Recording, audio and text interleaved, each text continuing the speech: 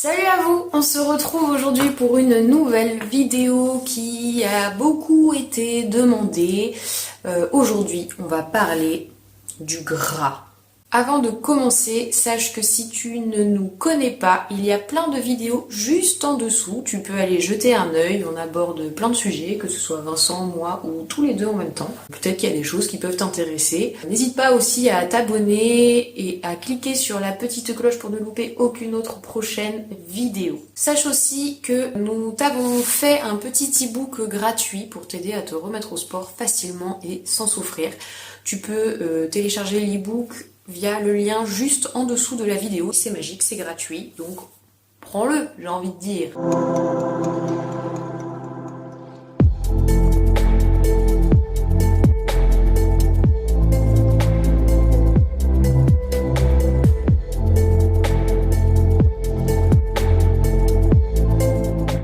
J'avoue, au départ, je voulais tourner cette vidéo dehors pour donner un petit air champêtre, cool, posé, tranquille, on est dans la nature. Sauf qu'en ce moment, on est en alerte canicule. Alerte rouge! Alerte rouge!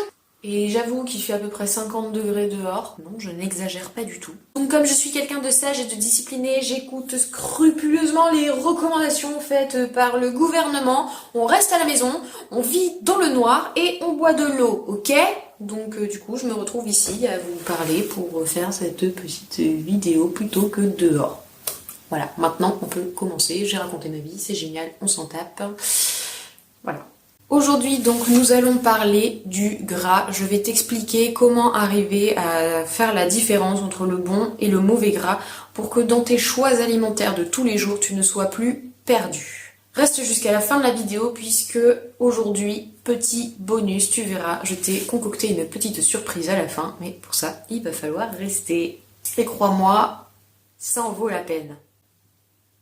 C'est parti. L'autre jour, j'ai revu ma copine que je n'avais pas vue depuis un petit moment. Et puis elle m'a avoué que en sortie d'hiver, forcément, il y a des petits kilos qui sont installés par-ci par-là, parce que l'hiver, forcément, on se fait plaisir avec tartiflette, raclette, repas de fête, suivi de la galette des rois, puis suivi de Pâques. Donc forcément, tu comprends bien que tout ça, ça n'aide pas. Et donc elle m'a avoué que avec les beaux jours qui arrivent, le maillot de bain, elle entamait un petit régime pour perdre quelques kilos superflus. Ah ouais, bien, et alors, qu'est-ce que tu vas faire comme régime alimentaire pour perdre du poids? Et là, elle m'a dit qu'elle allait faire le régime classique, hypocalorique, avec le moins de gras possible. Donc je la voyais manger sa petite salade de tomates avec un filet de jus de citron, là, juste ça le soir, franchement, elle m'a fait pitié. J'avais envie de lui dire non, mais pourquoi tu fais ça? Le gras, c'est la vie! Et c'est vrai que c'est quelque chose qui est ancré dans les mentalités, c'est que le gras est mauvais pour la santé et le gras fait grossir. C'est quelque chose qu'on nous répète depuis des années à la télévision. La question est la suivante et je te la pose. Est-ce que cette phobie du gras est vraiment justifiée? Hein? Pourquoi? Parce que le gras c'est la vie. Alors non seulement ça donne du goût au plat, et un plat sans gras, je suis désolée, c'est pas bon. Mais en plus, le corps a besoin de gras pour fonctionner. Le gras, c'est ce qui rentre dans la composition des hormones, c'est ce qui permet aux messages chimiques de se transmettre dans ton corps. Les cellules sont faites de gras. Les vitamines ont besoin de gras pour être absorbées. Ton corps, en général, a besoin de gras pour fonctionner. Il utilise d'ailleurs le gras pour se régénérer et en plus c'est une super source d'énergie. C'est pas pour rien qu'on a tous la petite bouée autour du ventre qui permet à ton corps d'être toujours optimal en cas de famine. Le gras c'est vraiment quelque chose qu'on a appris à diaboliser alors qu'en fait sans lui, je suis désolée, il n'y a pas de vie. Alors déjà il faut savoir que tous les gras ne se valent pas. Il y a du bon gras et il y a du mauvais gras. En général, dans le mauvais gras, on dit oui, c'est les acides gras saturés, la charcuterie, tout ça, tout ça. Oui, certes, si tu en abuses, c'est clair. Mais le gras ennemi numéro 1, c'est pas du tout les acides gras saturés, ça va être tous les gras qui sont contenus dans la nourriture industrielle. Tout ce qui est issu de l'industrie agroalimentaire, déjà, tu peux oublier. En même temps, c'est très simple. L'explosion des maladies cardiovasculaires, du diabète, du cholestérol, de l'obésité ont commencé en même temps que le développement de l'industrialisation de la nourriture ou l'industrie agroalimentaire. Enfin bon, t'as compris l'idée. Il n'y a jamais eu autant de maladies depuis que l'industrie agroalimentaire s'est autant développée et nous propose autant de choses à manger dans les supermarchés. Comme c'est facile et que ça ne demande pas beaucoup de réfléchir sur la confection des repas, forcément c'est clair que c'est quelque chose vers lequel on va aller se tourner beaucoup plus facilement. Les huiles industrielles sont des huiles bien souvent qui ont été chauffées à très haute température. Donc les qualités nutritionnelles des huiles ont été complètement détruites. Et l'huile dans sa structure interne moléculaire aura été modifiée. Pour augmenter la rentabilité de production d'huile, on va utiliser des solvants. Ça veut dire une solution ultra chimique dans laquelle on va faire baigner les ingrédients pour extraire le maximum d'huile possible, donc c'est purement un souci de rentabilité, mais le problème c'est que dans ces huiles, il y a encore plein de déchets toxiques qui sont contenus dedans et qu'on va aller avaler après quand on les mettra dans notre salade. Ces traitements permettent d'avoir une conservation beaucoup plus longue des produits, un meilleur rendement, et ça permet d'obtenir une huile stable. Dans les petits plats préparés par nos fameuses industries agroalimentaires, on va retrouver des graisses hydrogénées, des graisses trans. Ce sont en fait des graisses qui ont été modifiées, qui permettent de rendre une huile solide liquide et une huile liquide solide. What the fuck? Oups! Je fais cuire des trucs en même temps, donc le four m'appelle. Je nous ai fait des petits abricots rôtis là. Oh, ça va être trop bon. Reprenons.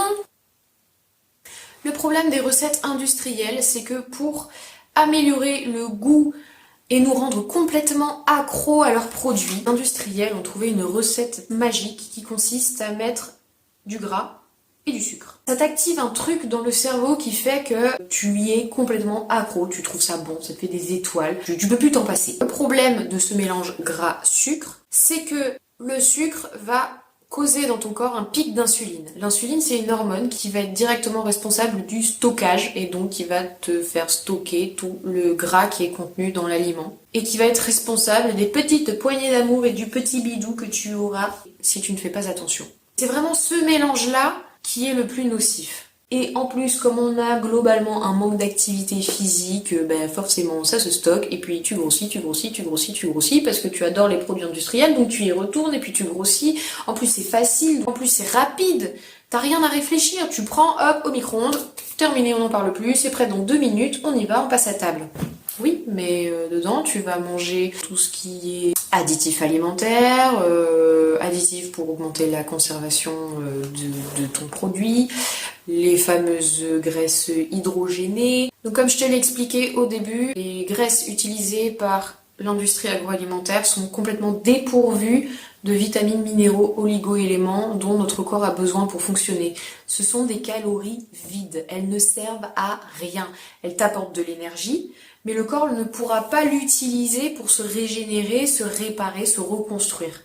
Donc en général, ce sont des calories qui vont être directement stockées dans un petit coin. Et si en plus tu apportes énormément de sucre, avec ce fameux pic d'insuline, c'est clair que tu grossis. Et alors là, bonjour, encrassage des artères, etc., etc.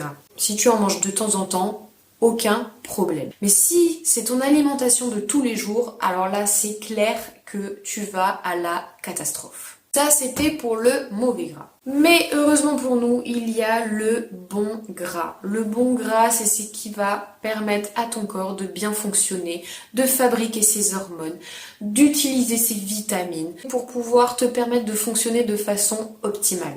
On va pas utiliser des gras qui ont été hydrogénés, chauffés et mixés avec du sucre. Dans ton alimentation de tous les jours, tu vas utiliser du bon gras. Donc le bon gras, qu'est-ce que c'est ?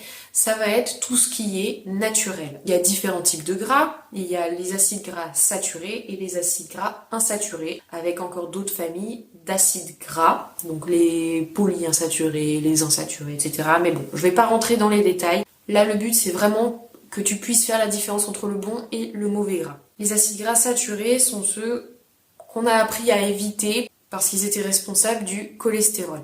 Les acides gras saturés sont également très importants pour ton fonctionnement. Ils entrent dans la composition des membranes des cellules et permettent d'avoir une membrane cellulaire fortes et solides. On les retrouve globalement dans tout ce qui est produit animal. Mais il y a aussi des acides gras saturés dans des produits, dans les végétaux, par exemple l'huile de palme ou l'huile de coco. Ils ne sont pas du tout à proscrire, mais à manger avec modération. On y va, mais tranquille. Donc ça c'était pour les gras saturés, et puis après il y a les acides gras insaturés qui vont être présents dans la majorité des produits végétaux, comme tout ce qui est oléagineux, donc les noix, les amandes, les noisettes, les noix de cajou, voilà. Ils vont être présents également dans les graines, donc tout ce qui est graines de lin, graines de chanvre, graines de lin, j'ai déjà dit graines de lin, sésame, mais aussi dans les avocats. Et tu vas avoir tout ce qui est huile végétale, l'huile d'olive par exemple, très réputée pour la santé cardiovasculaire, l'huile de colza, l'huile de lin, l'huile de tout ce que tu veux. Ce sont de bons acides gras. Une autre source d'acides gras très intéressante sont les poissons gras comme le maquereau, les sardines, le saumon, qui sont une excellente source d'oméga 3, qui sont une famille d'acides gras qui manque cruellement dans notre alimentation aujourd'hui. Donc finalement c'est très simple, tout ce qui est acides gras provenant de l'industrie, tu l'oublies. Alors attention pour les huiles végétales, il faut arriver à faire la différence entre une bonne huile et une mauvaise huile, c'est très simple. Essaye d'acheter de l'huile qui n'a pas été chauffée. À partir du moment où tu as écrit huile raffinée sur la bouteille, ou si tu n'as rien d'écrit du tout, c'est que c'est une mauvaise huile. Par contre, si tu as écrit huile vierge, là ça veut dire que c'est une huile qui n'a pas été chauffée.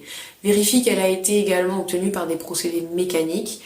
Là, tu es sûr que tu vas préserver toutes les qualités nutritionnelles de l'huile, il n'y aura aucun problème. Donc je répète, le gras n'est pas mauvais pour la santé. Au contraire, il suffit juste de faire les bons choix. Tourne-toi vers des aliments les plus naturels et les plus bruts possibles. Alors maintenant que nous avons fait le tour du petit gras, j'espère que tous ces petits conseils t'auront été utiles. Maintenant, il est l'heure du bonus. Je vais te montrer comment faire une pâte à tartiner. Une pâte à tartiner ? Oui madame, oui, une pâte à tartiner, mais une pâte à tartiner diététique, saine et qui n'aura aucun impact négatif sur ton corps, à part évidemment si, comme moi, tu as tendance à t'enfiler tout le pot d'un coup. Il faut garder à l'esprit que le gras c'est quand même assez énergétique, donc on évite d'abuser. Tu en manges, oui, mais tu n'abuses pas. La particularité de cette pâte à tartiner diététique, c'est qu'elle contient très peu d'ingrédients. Et contrairement à la fameuse pâte à tartiner que l'on connaît tous, numéro 1 des ventes ultra célèbres, dont je ne citerai pas le nom sous peine de poursuite judiciaire et d'un emprisonnement pour les 10 prochaines années à venir, vous allez me moquer.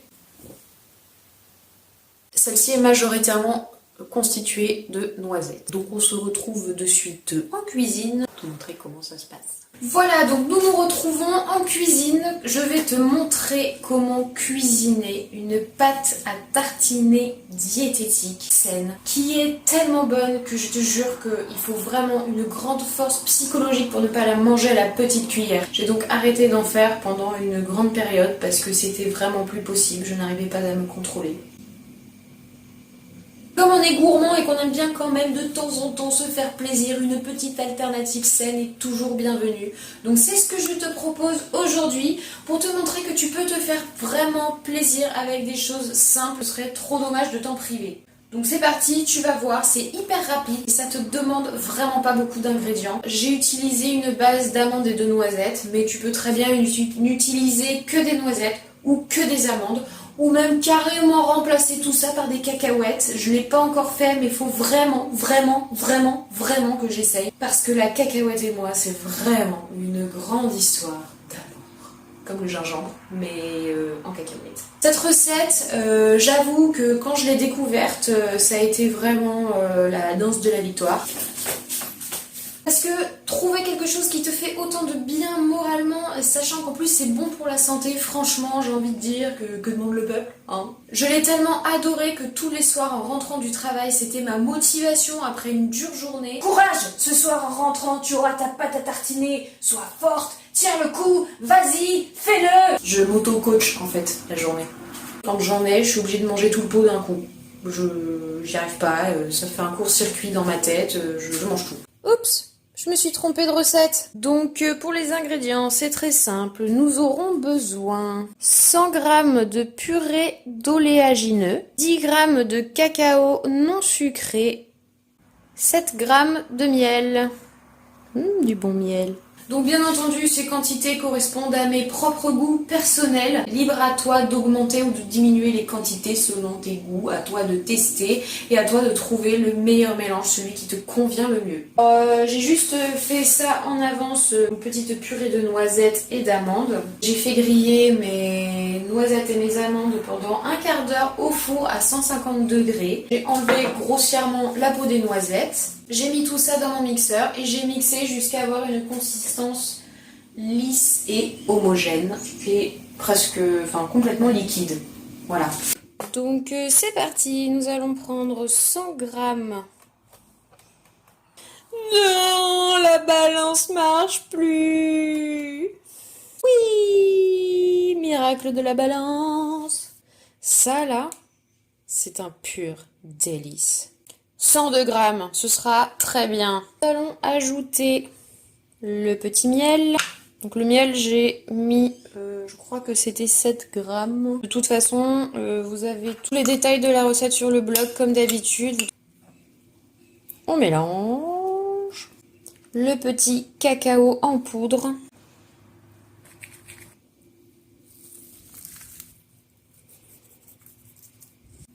Et voilà. Ça le fait quand même pour un cadeau gourmand à Noël, tu vois, ça peut être stylé moi je trouve. Tu mets ça dans un joli petit pot là. Et voilà, moi les recettes comme ça, j'adore. Ça permet de te faire plaisir en un temps record. Magnifique. Donc dans cette pâte à tartiner que je t'ai présentée, je ressors mon petit papier, nous avons 85% d'un mélange de noisettes et d'amandes. Noisettes et amandes, qui je rappelle, sont très bonnes pour la santé, pleines de vitamines, de minéraux, etc. 8% de cacao en poudre, cacao non sucré. 5% de sucre, mais sucre qui a été remplacé par le miel, qui est beaucoup plus intéressant nutritionnellement parlant que le sucre blanc qui ne t'apporte rien du tout. Si je prends la composition de notre fameuse pâte à tartiner industrielle, en première position du sucre à hauteur de 56%, 15% d'huile de palme qui contient des acides gras saturés, alors que la recette que je t'ai montrée contient majoritairement des acides gras insaturés, 13% de noisettes seulement, 9% de lait écrémé en poudre et 7% de cacao. Donc je sais pas toi, mais moi quand je vois ça, ça me donne doucement envie de ranger pâte à tartiner célèbre au placard. Attention, hein, au début tu t'attends vraiment à retrouver le goût de la pâte à tartiner industrielle. Quand tu changes tes habitudes, il faut toujours un petit temps d'adaptation, c'est normal. C'est un peu déroutant au début parce que t'as pas l'habitude, mais je te garantis qu'une fois que tu y as pris goût, c'est délicieux. Trop bon. J'espère que cette vidéo vous permettra de vous déculpabiliser avec le gras.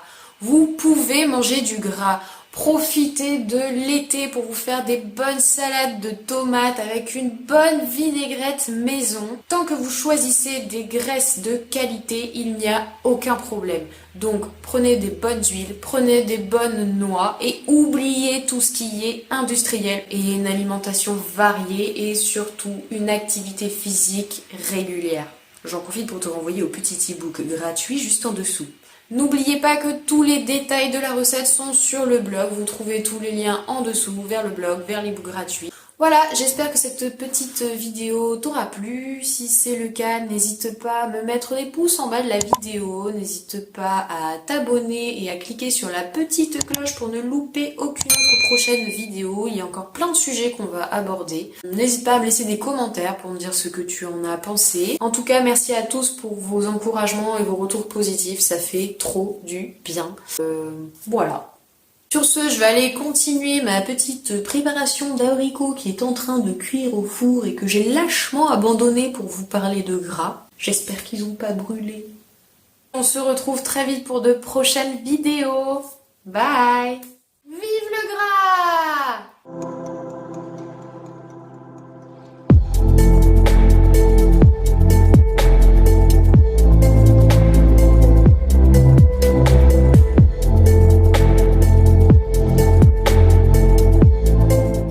Alerte rouge!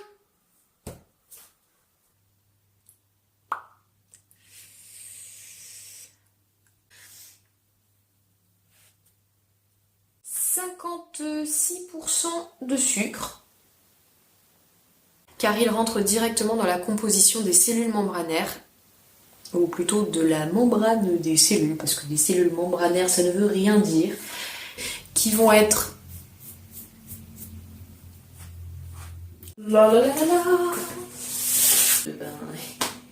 voilà, hein. Alors personnellement je la mange avec de la banane. Bouh, comment c'est trop bon. Voilà, donc je te montre ça de suite. Donc c'est parti, nous allons prendre 100 grammes. Non, la balance marche plus. Allez quoi. Je suis allée faire les courses. Évidemment, ça fait 10 ans que je me dis qu'il faut que je rachète des piles, j'ai encore oublié. Voilà. Donc